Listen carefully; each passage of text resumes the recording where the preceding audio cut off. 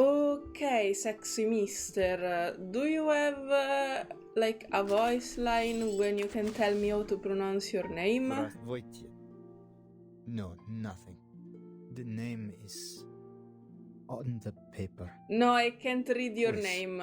Tell me your Have you name. ever- Just one more page. Oh, frick. Inspirations. Tell me your name, you when you motherfucker. Okay, never mind. Yeah. Hello guys, and welcome back to this chaotic gnome forest. I'm Light the Gnome, and today we're playing the Anecdote of Enma. But before that, I just wanted to let you see that I actually obtained his beautiful skin, because I wanted, and I'm a stupid simp. Hey, beautiful man, hey. Okay, I was in call with my cousin yesterday. She's going to release a video pool where I'm in with her soon. And she literally told me, while I was talking to her, yes, I need to farm for the skin of Enma because I want to flex that I obtain it. Okay, and she was like, Enma? Who is Enma? And I was like, the sexy man with white hair that have a skin in this version. And she was like, oh, his name, you don't read it Enma, it's like Zenma. Zenna, there was a Z in her pronunciation, but I already forgot how to read it. But it doesn't say it in any voice line, so what am I supposed to call you? Zemma? I will do the Z pronunciation wrong, like a true Italian. Okay, let's go in. We're going like this. I don't care. This is your destiny for not let me know your pronunciation. Oh wow. Oh no, where are we? In the Arctic?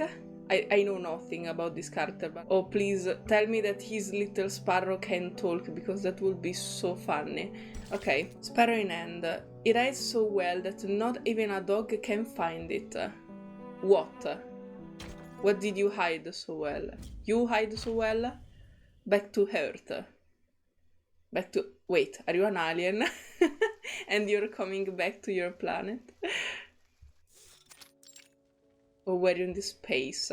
Two figures are reading, illuminated by the soft light of the library. They sit in comfortable harmony, a tacit understanding between them. Oh, hey, hello. The only sound is the turning pages. It is a silence that will break as the mutual agreement ends. They look like two people that really enjoy going to the library.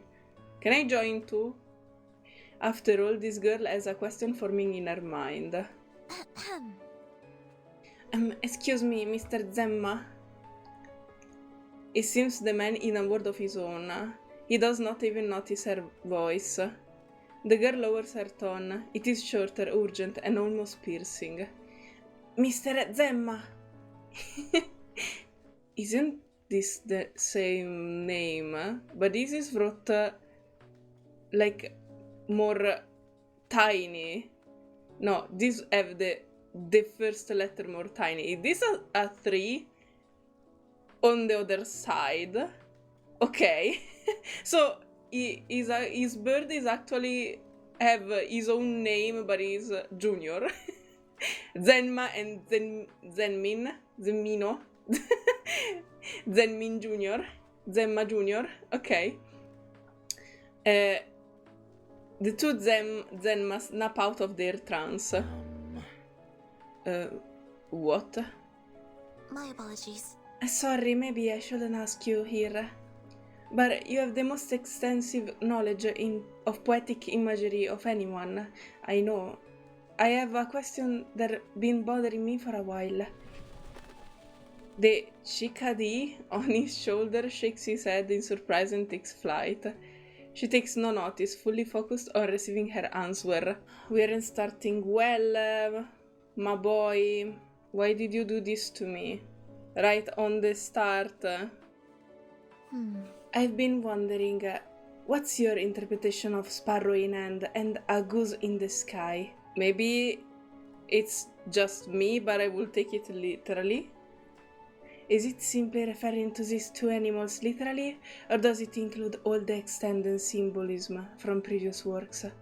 Or perhaps, as some suggest, this is some kind of bi-directional metaphor?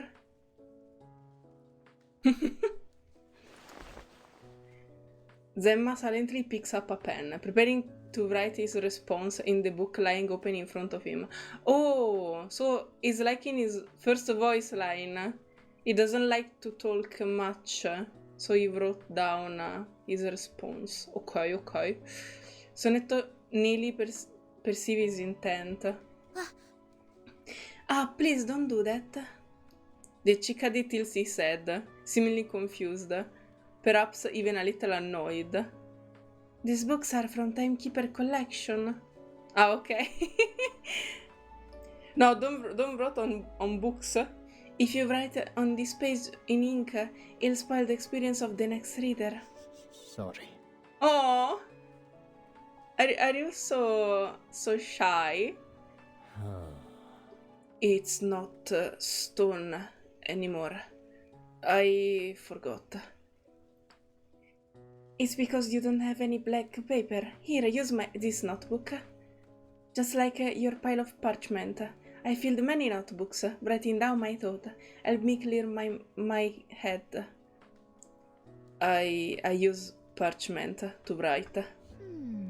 Of course, parchment is a very good choice. I'm not sure. I think there's some over here. I'll go look for you. Hold on. It should be here. Ah, found it. When she turns around, a breath of cold air sweeps past her. The book remains open on the desk. The quill, its owner, and the chickadee, named Enma Jr., have all disappeared. What? What? In the blink of an eye? Wow! You have some stealth skill, my boy. Mr. Enma, did I say something wrong? No, I think he's really, really shy. Poor Sonetto. She just wanted to talk about poetry. Every time I ask him a question, it seems like he doesn't want to answer. And what did he mean by stone? Alright. Well, I could take a look at his file. Maybe it'll help me avoid making the same mistake again. I'll just take a little peek. Oh. The file contained only a few pages, despite covering all of his life within it. Ooh. Hey, to be continued? For real? Wow. This chapter was so short. For once we're gonna have an anecdote that is not long, 2 hours. Whispers in the Black Forest. The thick woods, glowing campfires, and plenty of agile and daring companions. Okay. Oh. She's going to read about an old adventure of Enma. Sonetto stands under the overhead light, slowly reading aloud the words in her hand. Oh my god! This is the... the stamp of the little bird feet. That's so adorable. In 1912, the poet was charged with insulting the highest authorities. He was sent to Eastern Siberia, then transferred through various prisons, and eventually exiled to a solitary island. Oops. No? What do you mean? How did he insult some highest authorities? Over the next decade, he lived there in isolation.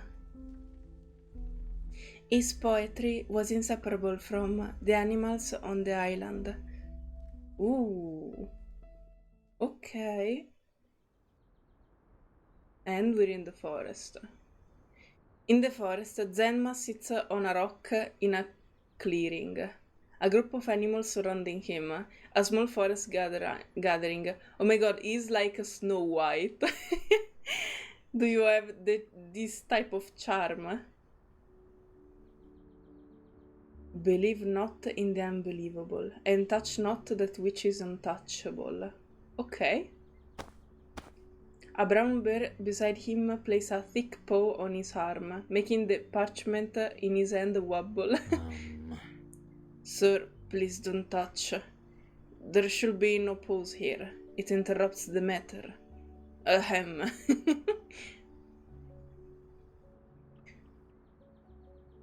Look not back in the path you did not take. Iron wings, a warning to the hunter makes. Yet, in his greed, he disregards it still. On his left, a fox paws his sleeve disapprovingly. Please behave. Wait until I'm done. Try as he might, he cannot reach his prey. Futility destroys his own word these days. A sable wraps itself around his neck. It whispers in his ear. Yes, you're right. The hunter is simply incorrigible. And I'm afraid there are still many such people in the world. May they reap that they sow. In the background of this harmonious scene, a reindeer shakes its antlers. What are the antlers? Her descent nearly knocked the poet off the rock upon which he is sitting. No! Miss. I understand. You're saying that the hunter is just trying to survive. I simply don't agree. It is out of vanity, not hunger, that he refused to return empty-handed. Are there truly gems in a pigeon belly? The branch its perches on cannot bear, on the weight of a man. The hunter aims to persecute the pigeon, yet it warns him. When he falls into the snow embraces him. Truly forgiving. Yes, it reminds me of... how can we not love earth more than heaven? Okay. Nature is the fabric of our world. We are like potted plants, placed amidst its great garden. A chickadee flies from afar, landing firmly and accurately on his shoulder. Surprise and intimacy, a pair of long-lost friends. Oh, look at him! Look at him, Banshee! Oh, and these little eyes! Oh my god, I love all these animals so much, but why do you have wings? Or are feathers? They're too transparent to be feathers. They look more like wings. Okay, never mind. My friend, you've been gone for so long. I'd begun to think that you had fallen into a hunter trap. Oh? The surrounding animal immediately become alert. But there are no hunters here. Just us.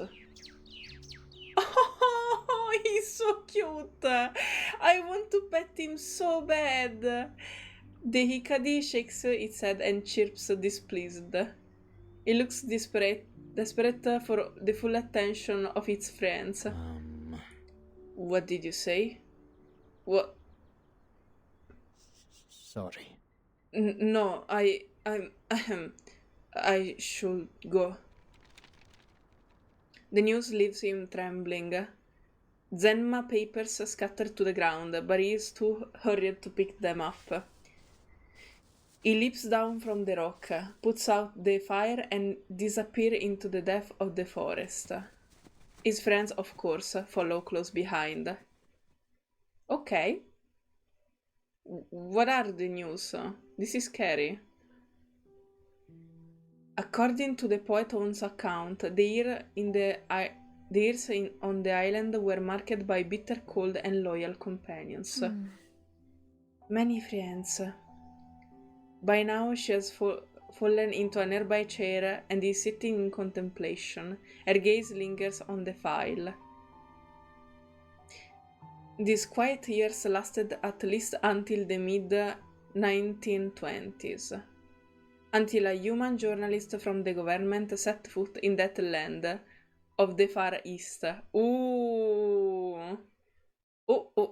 So he ran for it because the little burb told him there is another human, and he was like, oh no, oh no, people. oh. Self-exile. We were not exiled. We volunteered to build our homeland far away. Oh, I like this perspective. This is so much better. Okay.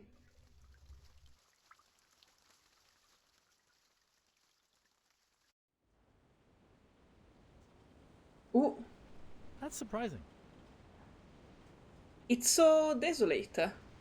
Compared to this place, Tobolsk is like the Leningrad of Siberia. There must be a bounty of untapped resources here. I'd be more focused on finding a place to stay if I were you. May I ask? In what direction is the nearest town? How far it is? Town? There's nothing but prison here, Slud. What? Prisons? Yes. You heard me. Not ever a pigeon will stop to crap on this in this chesspit. So, where are these prisons? Oh, whoa! A splash of water, right into our face. Thank God it's not 4D. You're in one, mate. Ha! I get it. You're messing with me. No. You came all this way and you don't even know a single thing about this place. You're dead meat. I just came here to investigate. Head south, or buy another ticket and come back with us. That's my suggestion. No. I can't. When will your ship come back again? Side badges are certainly managed. It could be 15 days, maybe longer. Until then, do your best to stay alive. Oh. Are we going to have another NPC friend like in the Anecdote of Alien T? William the policeman was the new friend of Alien T, so this time we're going to have another man journalist. Okay. The government journalist discovered the poems and stories while searching for shelter. Ooh, oopsie. They were written on pieces of wood, stone, and scattered parchment. Ecstatic at his discovery, the journalist set out to identify the author and collect them all. Mr. Zenma doesn't seem like someone who could handle something like that. No, indeed. That's why he was probably freaked out. Oh dear. If it weren't for these stone-paved roads, I swear, I would have marked this place as no man's land. In an opening not far away, crude shacks, some empty or collapsed, stretch out like long scars torn into the earth. At the center lies an extinguished campfire. That's weird. What about those people who were exiled about a decade ago? Did they all escape? In those surviving records, the end of the exile policy. But anyone who found themselves in this environment must have constantly thought of escaping. Forget it. I'll look for traces of life first. Maybe I'll find... Huh? The fire is still warm. Oh no! I imagine Zenma being like on a top of a tree and sweating so much right now while looking at the man that is in his campfire. That's Is this half-burned parchment is scattered around the campfire in a scene of attempted destruction? He picks up one sheet. Parchment paper with poetry on it and still a smoldering campfire. Someone is definitely here. Who could it be? Who would write poetry in a place like this? It is an amazing discovery. The next occurrence, however, is even more surprising. Oh no, what is going to happen? A bird swoops over and snatches the parchment from his hand, like an eagle plucking a fish from the ocean. Hey! Oh. That's mine! I found it! You nasty little thing! Oh no! Give it back! Humans who neglect to exercise are no match for wild animals. What this human now faces is a primitive yet most difficult to resist ambush. Oh no! They attacked him? Primitive but efficient. It is orderly and prepared. What's wrong? What's wrong? No, what's going on? Shoot. Who are these so many? The birds dedicated to driving off the intruder give him no answer. Oh. Please, let's go with my clothes. Where are you taking me? The parchment?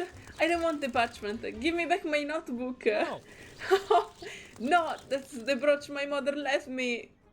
In such chaos, opportunities are fleeting. He must grab it and take back where it is. Chirp. You! Stop! Give it to me! Let go! The sudden surge of resistance deters the bird for a few seconds. There is a brief pause in their attack, then a figure laser steps out of the woods. Oh. Please, stop. Sorry. Oh. About your mother, brooch. Oh, let's go. Okay, yes, this anecdote is indeed more short. Oh, okay. An easy discovery. Keep talking. Just keep talking. This is sound like when you're panicking in a social situation. Just talk, smile, look in their eyes, don't run for it. Okay, let's go.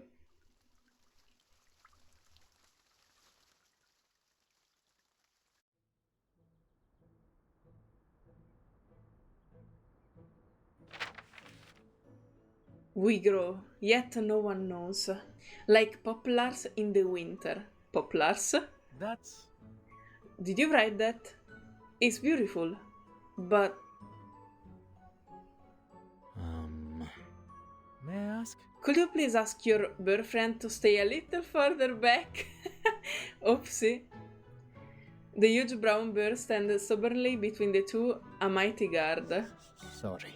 Oh. Mr. Medvedevich, please stand on my left. Oh. Lol. You can talk to them? More than that, we communicate. Okay. Okay. I have a few questions. In recompense for what you just put me through, could you answer them for me?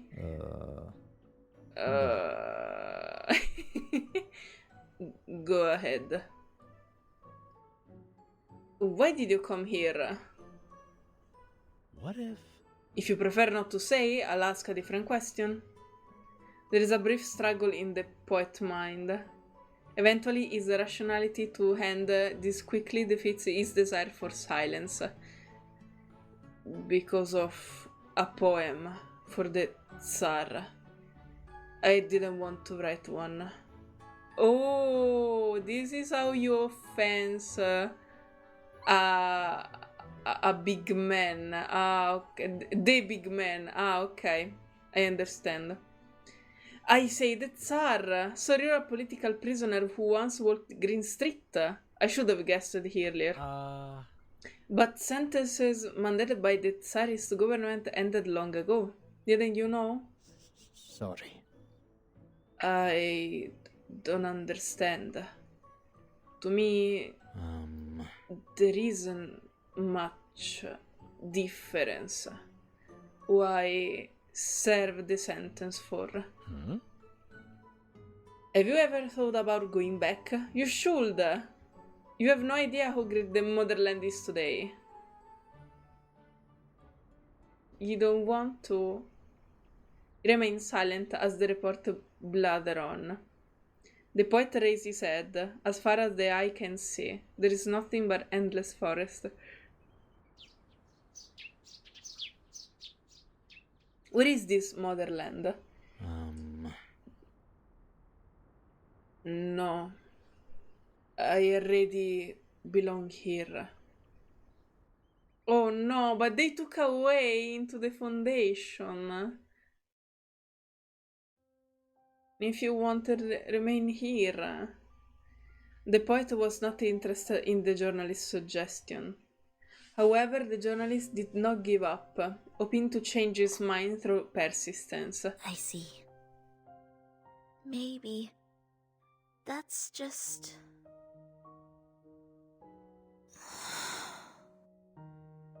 I hope this isn't the story of the hunter and the pigeon.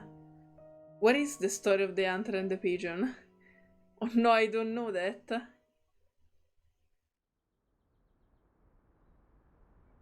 If I search it on internet, can I see that?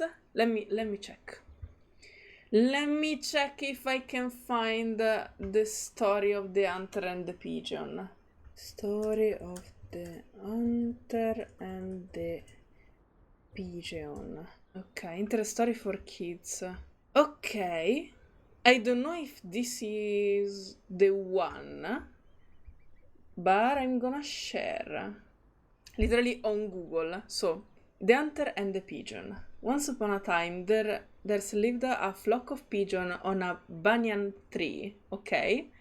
One fine morning, they all went in search for food. They suddenly found a lot of grains lying around on the ground, and they sat down to feast. They did not realize that it was a trap, and they fell for it. They were soon caught in the net laid by a hunter. The pigeons knew that their end was near, but the leader of the flock encouraged them to try a unified effort to fly together. They soon started flapping their wings together and began to lift the net. Soon they all flew away, with the net over them, and the hunter could do nothing but stare in disappointment. After he had flown for a while, they come across a town where a rat king lived. The Rat King was a friend of the leader pigeon, and he decided to call his folks to help him cut the net. They were soon successful in doing so, and the pigeons were set free. This is a happy story. Maybe it's not the right one. Let me see. No, it's always this one. Okay. Nice to know. But this isn't a tragic story. Why Sonetto was sad? I'm sure this... I don't know if I just found a wrong story or I didn't understand the reaction of Sonetto. Well, we'll see. Our case could use the support of a concise and compelling spokesperson like you. Mood. The turns of phrase, the imaginary, the metaphors. Every line brims with an innate charm. Sir, even though you refuse to tell me your name, I must invite you again to return with me. I will be more than willing to help you publish these works. If we bring back this manuscript and transcribe the verse from the stones, your legendary experience surviving Devil's Island, enduring such a harsh environment, yet continuing to create in the face of it all, will surely capture people's attention. You're a living legend, the last of the old guard. If you return to Moscow, fame, money, and status will all be in your fingertips. The chickadee shakes its head in silent refusal. The Berber responded to you. Zenma shakes his head too. Why? No? Why? Isn't that what you want? He is clearly puzzled, so much so that he continued to inquire as to his reasoning. Or did you not actually write this poem? That's not important. Maybe I did write them. Or maybe Zenma Jr. wrote them. Or Mr. Medvedevich. Zenma? They're just poem, that's all. What do you mean by that?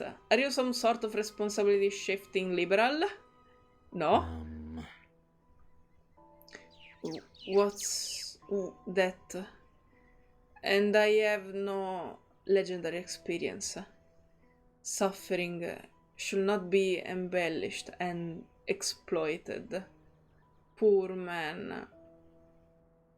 I mean, if you are left isolated from the world in an island with all the animals and you need to survive by yourself, that's indeed is not an epic adventure. But You obviously have a sense of belonging to this place. You said so yourself. You've fallen in love with it, despite its wild, primitive nature. That being the case, can this experience really be considered suffering for you? I mean, he made this place his home because he didn't have a choice, not because he wanted to in the first place. Sorry. This is my opinion. You haven't seen those who died. Oh no! Because there were other prisoners and other people in this island, right? Oh no.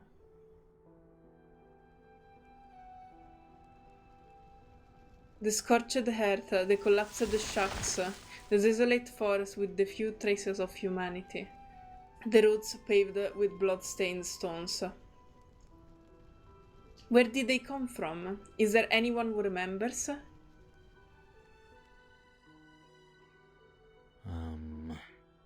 Because of the cold, hunger, injuries and despair. They are right under your feet. You mean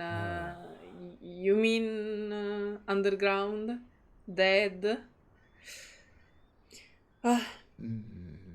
May I refuse? May I refuse? Go back. Alone. I decline your offer.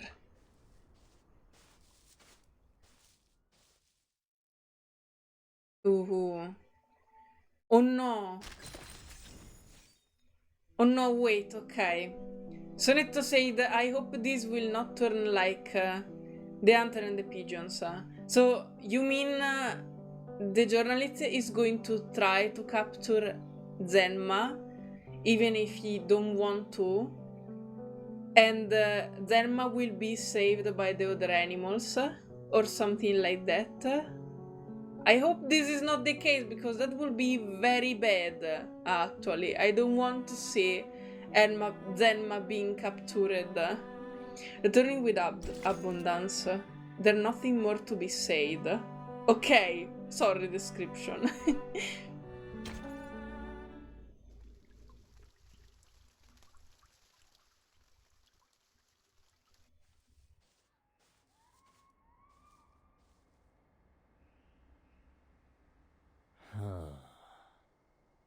Please don't follow me again. He turns around to leave, beginning to regret his refusal of Mr. Medvedevich healer offer. Okay. The chickadee crouches on his shoulder, keeping a black, seedy eyes on the journalist. No! Leave this man alone. I'm gonna punish you. Go into the bad boys jails. I don't want to see you here. Go away. I don't want to see this scene. Sir, I have no other choice. When I arrived here, the boatman told me that I would be at least 14 days before the barge next docked. Until then, I really have nowhere else to go. So, add suits. Oh. I'll probably die from hopelessness and exhaustion before I even make it. You see, all these things I have with me are just like my life. Completely useless. To be honest with you, I've come all the way here and found nothing. Absolutely nothing. I'm totally clueless. Even if I manage to return alive, I'll be locked out of the room by my peers. Every part of this horrible trip will have been a total waste of time. It might be... But if I follow you, and if luck is on my side, I might discover something new. I don't like this. You seems like a kind-hearted person. I'll ask my friend. I'll ask him to lead you where human gather. The chickadee jumps with dissatisfaction. It seems to be very much against this suggestion. Da. Da. Alright. He thinks hard, trying to find a way to satisfy everyone. Does it usually take this much energy to deal with humans? Maybe he should not have answered any question in the first place. What a mood! What do you want? Here's the case. You still don't get it, do you? All your problems will be solved if you just agree to let me collect some of your poems and stories. Look, if you agree to this, I'll have the motivation to leave this island. No need to worry about that come afterwards. I'll go back to minding my own business, no more following you around. But what do you want to do with these poems? You're gonna take credit for them? Is that so? Of course. Yes! Then... I agree. Take them. Oh no! Thank you. Thank you so much. I retain your right of authorship. I don't know about that. I don't need credit. Huh? But the author must always be named. Otherwise, what will the readers call you? The poet of Devil's Island? Actually... He makes eye contact with the chickadee on his shoulder. A name slips off its tongue. Zima? Zima! Fuck! Zima! This was the pronunciation! And why? Why did you told me? In 40 minutes into the video. Zima! Zima! Not Enma, not Zenma. Zima. Okay. Thank God. Zima. I'm sorry. I'm so pissed off right now because I want to correct every other part where I read his name wrong. Zima. The poet gave the journalist permission to take the sheet of parchment. But just when he thought that life would return to normal... Though? So it didn't then. Oh my goodness. More people embarked on the path to the island, paved with blood and stone, in search of his poetry, his stories, and him. No! He just wants to live alone. Poor man. The island has never been more crowded. The forest is filled with masses of people. They swell and separate, bumping and shoving into each other like live sardines writing in an open can. So, Is this what the paper were talking about? Stones engraved with poetry and fables? Of course. It must be. This place is just like the frozen wasteland near my hometown. If you don't work the land until your hands are riddled with frostbite, then nothing comes of the place. It's amazing that Zima can continue to create here. I heard that. It's more than just amazing. It's downright unbelievable. I heard that Zima has been stranded on the island for so long that he can communicate with animals. It's almost savage. What if? If someone who can write poetry as great as he is considered a savage, then doesn't that make the rest of us all the more primitive? It might be... Maybe he survived by gathering fruit and hunting? The first person to report on the poet of Devil Island was the now editor-in-chief of the Truth newspaper, Sovereign. He certainly didn't say anything about that. But, he got the shit of parchment with Zima poetry and was promoted from investigative journalist to literary editor as soon as he returned. Last month he sent all the shit of parchment to an exhibition. I saw them at Mikhailovsky Castle. They were written in French and Russian and something that looked like Latin. So, what you mean to say is that Zima can write in 3 languages and therefore cannot be a true savage? Is a cultural savage. Or an oxymoron. Nonetheless, I've been getting more and more curious. His collection of poems has been out for so long, but has anyone actually seen Zima in person? Are you implying something? Do you think this is some kind of elaborate hoax?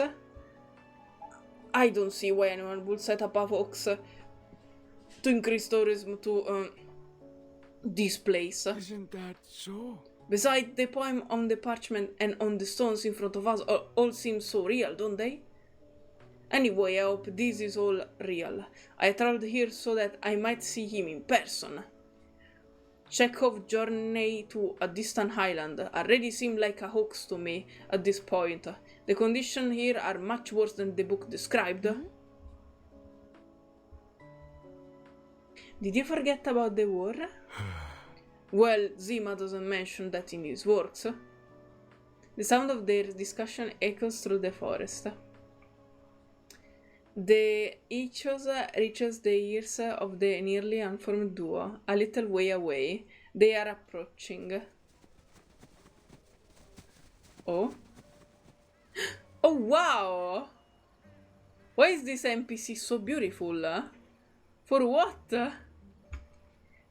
The person living in this island must be quite eccentric. I mean, engraving words on rock by the sea. Traces of arcane skill on the bench. Heh, we even found the writing on the cliff in places where a pigeon couldn't perch. Although the traces are obvious, they are totally irregular. Interesting. Wow, why this NPC is so beautiful? For what reason?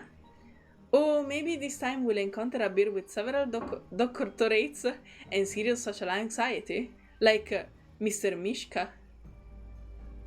Oh, okay, I was thinking about this because he said you found the traces of arcane skill. So he is part of the Foundation, and we have another member of the Foundation. Don't make such arbitrary guesses, especially about such boring nonsense. Quit contemplating and focus on the mission. There are even more arcane skill fluctuation here than on the cliffs. That proves we're on the right track. Where are these fluctuations? On those rocks up ahead. Oh. This is how they found Zima. No. This is so sad. I'm so sorry. Poet in the street. Somebody has to tell the truth, right? I don't know about that. The truth is always bad. More or less. The two Foundation investigators stood through the snow, like two cats with broken whiskers, making their way towards the rocks. It's rather crowded. If we dug down right here, do you think we'd strike oil? I suggest we wait for the crowd in front of that rock to disperse a bit before we collect samples from carrying on it. Got it. You are the chief investigator, after all. What choice do we have but to listen to you? Even so, I'd rather we make a decision together. Understood, not to interrupt, but this seems to be some commotion over there. By the... let me see. The biggest rock over there. I suggest we go over and see what's going on. Nice. Agreed.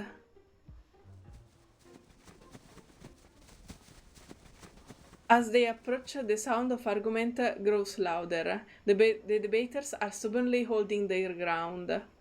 A crowd had gathered around them, awaiting the result with bated breath. But it wouldn't be impossible to develop this island, even so far from the mainland. After all, that's what several Tsars spent 200 years doing. So if these are fakes, who is the Enma ghostwriter? Zima, sorry. I still don't think there's a ghostwriter. Whatever written on parchment or stone, there is an amazingly consistent and special warm maintenance in the language. It will be extremely difficult for a city dweller to emulate it. I'd really like to meet the author. After a brief silence, the dissenters speak again, this time with words of praise. It's actually quite admirable. Mm-hmm. The savage, you mean? Think about it. If it's true, then this person has been living here in this place for all these years. Somehow he survived like writing beautiful poetry in the process. And for some reason he never escaped or left even after becoming famous. On the other hand, if it's false, it still means that someone has taken the time to scratch all this poem into these stones and write in 3 languages on those parchment papers you saw. It's quite a feat. Yes, from that perspective, it's remarkable nonetheless. Well, it actually is. A consensus, however brief, has been reached. A new voice of dissent echoes from somewhere in the crowd. How disappointing.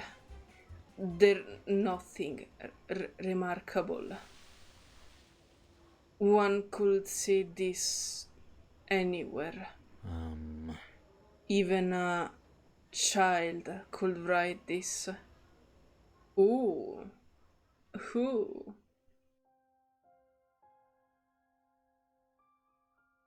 The crowd seemed to have ruined everything. They continuously poured into the island, expressing their opinion about the engraved stones. They persistently reached for any trace of the poet's existence. But this time, the poet did not hide. He tried his best to get everything back to normal. Ooh. May I ask? Excuse me, do you know the poet? Who else could you make such a judgment? Anyone with eyes can see it. Oh.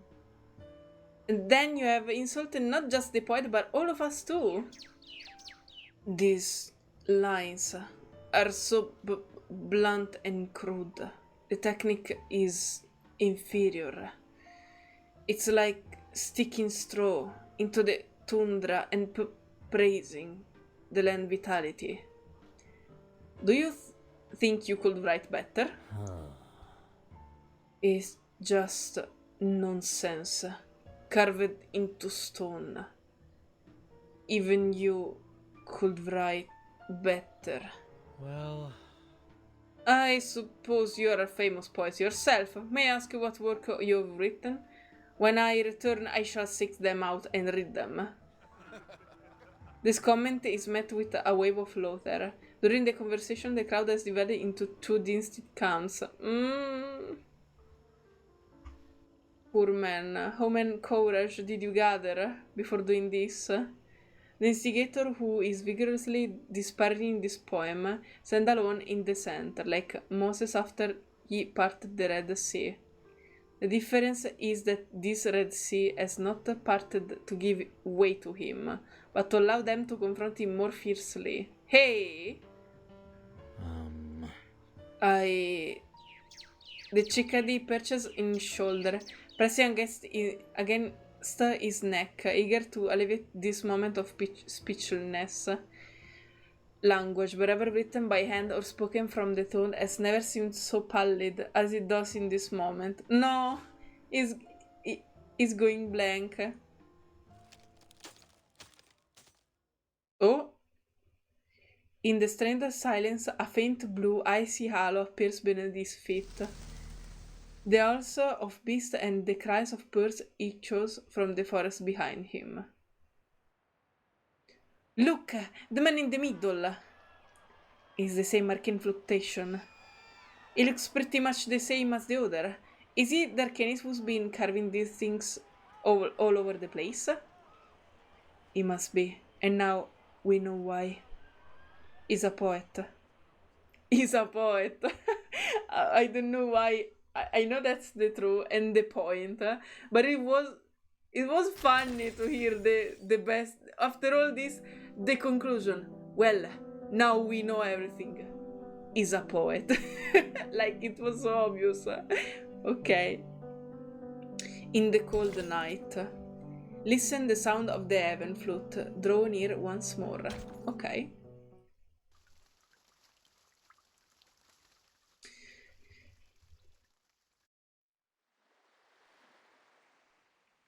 Ooh.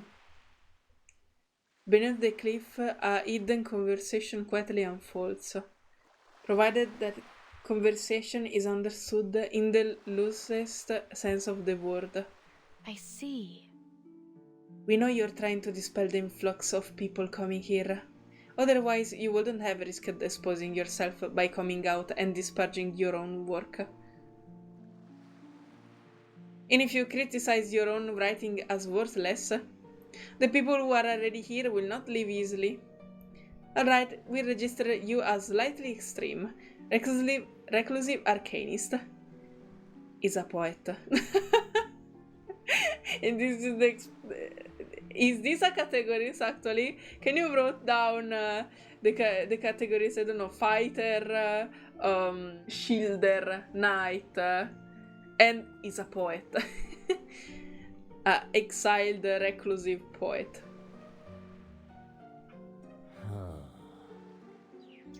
The chickadee flaps up and down uneasily. It's alright. Sorry, what did you say? I think he was talking to his bird. Oh, I heard about that. That some people can communicate with animals, like chatting with a pike while ice fishing. A well-meaning fisherman is likely to master that skill. Or have you heard the fairy tale is an arcanist? This investigator one is so funny because just cut to the chase, literally to the main point of the discussion, while the other beautiful NPC is talking nonsense all along. So? Therefore, I must remind you that your previous action violated the public security law. You may not have meant any harm, but they were dangerous nonetheless. The chickadee chirps fiercely, trying to argue with them. The poet remains silent. There's no need to be so serious. Nothing bad happened, didn't it? It's part of our job to handle these things before they become a problem. Alright. I think I mentioned when I introduced myself earlier that we are investigators from the San Paolo Foundation. This is a routine investigation to locate arcanists. When we docked, we detected a large-scale fluctuation in arcane skill. Those carving in the bizarre spot on the cliffs. You wrote those, right? But I didn't quite understand them. Don't pay any attention to him. He's a strange guy. But I like him. Yes. A small gap opened in the stone wall that is silence, letting a silver of light shine through. Those poem. You wrote them, right? They're beautiful, even though their location is a little strange. It is best to talk about poetry with a poet. It gives them some distance between themselves and their words, allowing them to speak more freely. Standing before the gap in the stone, a happy expression at last appeared on the poet's exhausted face. Their allegorical poem. I wrote them for passing birds to read. Oh, he's dancing! Oh my god, that was so cute! Oh.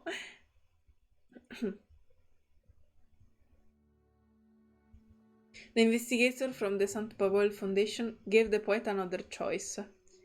A choice he had never imagined he would be presented with and was generally shaken by.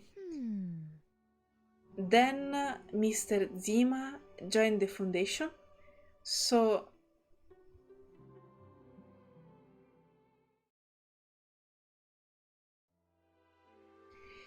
in summary, the St. Paul Foundation can provide you with a quiet, safe, creative environment, perhaps even an arcanist companion for you to talk to, and so on and so forth.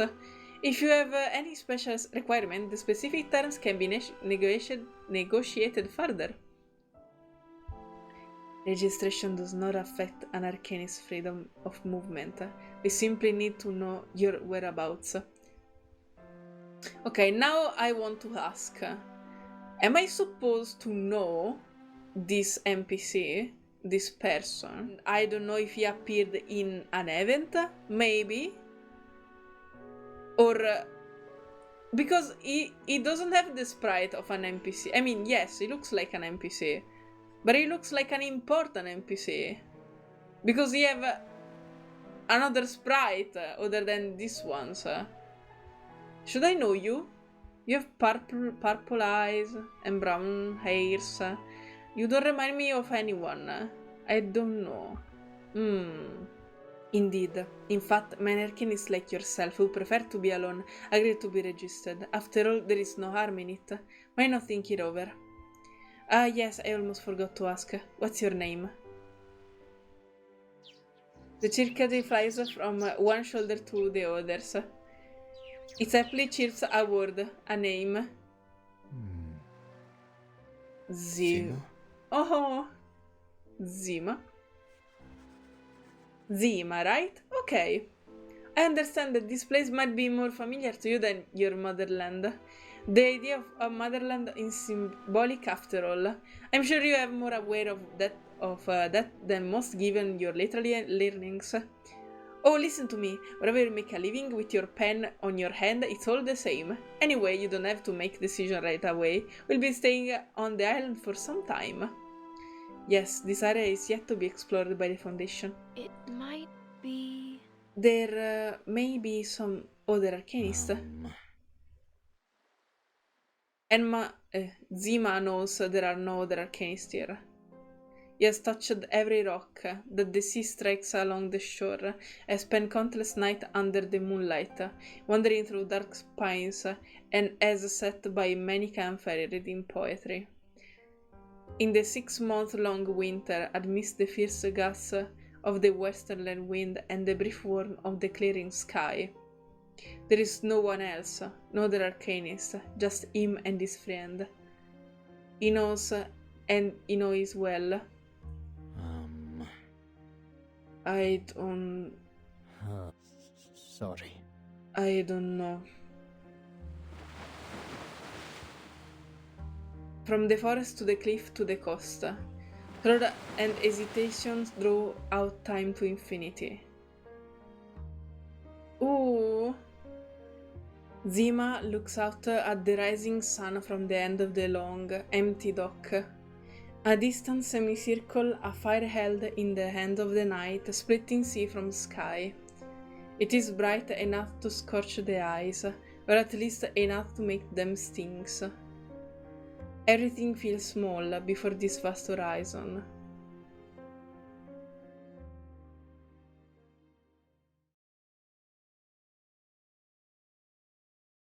To be continued. Okay.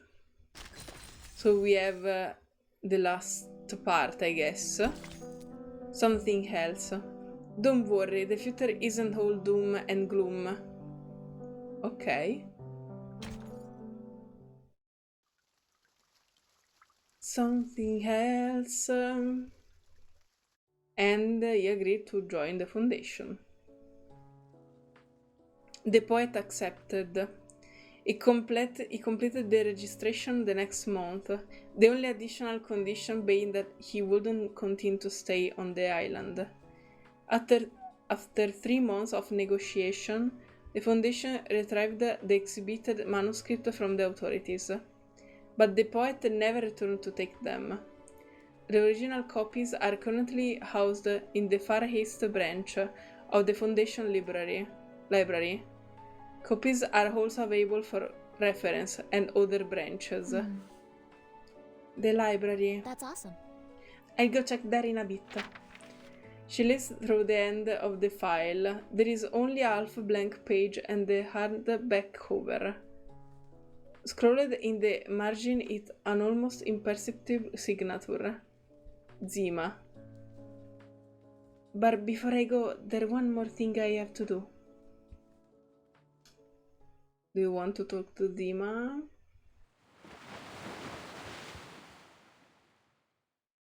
The sky is brightening as the morning mist clears.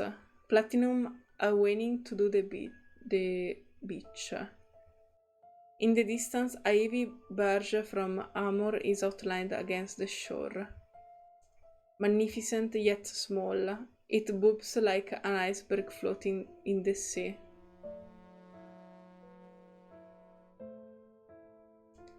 The ship is here. Zima stands on the dock, surveying the scene as they did when he first set foot on the island. The chickadee by his ear chirps a question. I still don't know. Perhaps I should go to the Foundation, just like they said. There are many people like me there. I can write poems and forget all about the wilderness, fires, sickness, and hunger. I won't be bothered by all those people. It'd be like heaven. I just need to board the ship. Do you understand? The chickadee sings a poem, which fails to answer the question. A fleeting smile crossed Zima's face.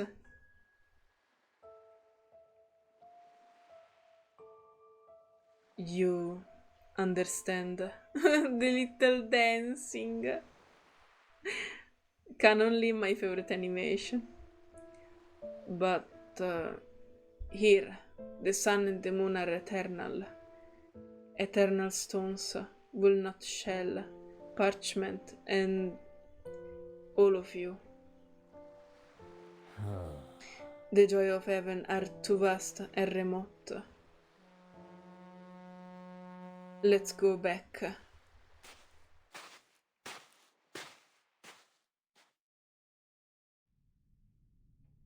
Ooh. Corridor suitcase. Ooh, okay. The corridor leading to the library is as empty as it was when she left. Mr. Zima is usually here at this hour. I hope he didn't change his plans. Sonetto gently knocks on the half-open door. Mr. Zima? The only response is the chirping of a chickadee. Zima is indeed there, along with a scroll of parchment and a bottle containing a strip of paper. Huh? That's the parchment I took out earlier. And a bottle? There's a paper inside. Is it for me? Zima gives an earnest nod. Alright. Okay, I'm going to open it.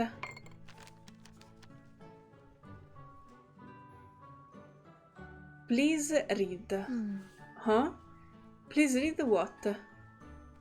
She looks up. Zima has already unfolded the parchment on the table with his beak. Ah! Of course, a poet will present a poem. Poetry can give voice to the dead. Okay. Poetry can be prophecy or simply an expression of one thought and emotions. Let's read. I'm so curious. In 100 feet of snow, a dead branch, a quill will be sufficient to write about the moon's passage both night and day, to write about the frosted needles caught in treetops, the sound of the wind, to write about the nothingness of night and the all-embracing sea. They light a bonfire, crackling, flickering, and before the fire leaves their eyes, they sing. What did you see? The rocks do not reply, but a young voice says... What did he say? Humanity. Oh, this is so cute.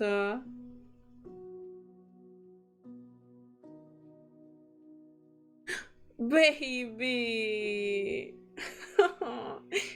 Oh no, I didn't read. Zima, small, distinct black claws marks are stamped on the corner of the parchment. A budding sprout, the branching veins of a leaf. The two signatures from a journey that have never been taken. Oh. And he's talking about poetry with Sonetto. This is so right. Oh, this was adorable. Okay. Sadly, I just put him in the wilderness. So I don't have like anything unlocked. But we can still read this. During the time of the Russian Empire, the Tsar policy of punity reclaim had made inhospitable Siberia the most suitable place for exiled Polynesian prisoners and criminals. Handcuffed and shackled, the persecuted dissidents were escorted by the army to another world. They set off from the prison of the Peter and Paul Fortress over the Ural Mountains, past the Siberian prison, across the Tartar Strait, and then went straight to the place of tragedy which would linger in history for a long time to come. A lonely poet, too, quietly set foot on this land of darkness. Zima, finally I know how to pronounce your name. Okay. I like his anecdote. I liked it so much, actually. It was very soft. It's not... if I still need to do the tier list every time I say this, but just... it's vague in my head, but I can more or less tell. It's not one of my favorites because it doesn't have the same powerful emotions that maybe gave me the story of Eric or Oliver, and at the same time it isn't silly like the one of Alien T, but it was super soft, and actually I enjoyed it, and I'm happy because I'm not sad, and it wasn't very sad. It was soft, normal, and like his personality, so chill, and I liked it. I like this thing very much. So wait, let me see. Ah, nice. Okay. So I'm pretty satisfied, and I can't help it but love more and more anecdotes. They are literally my favorite part of the game, and I think you can tell because every time an anecdote is out, I'm literally playing it the next days.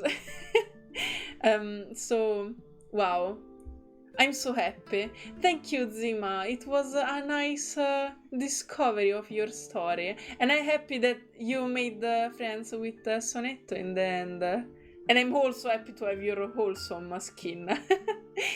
This was all for this video, guys. I hope you enjoyed it, and let me know in the comment what do you think about this anecdote. What is your favorite ones? I say bye bye to you, and we'll see each other on the next video.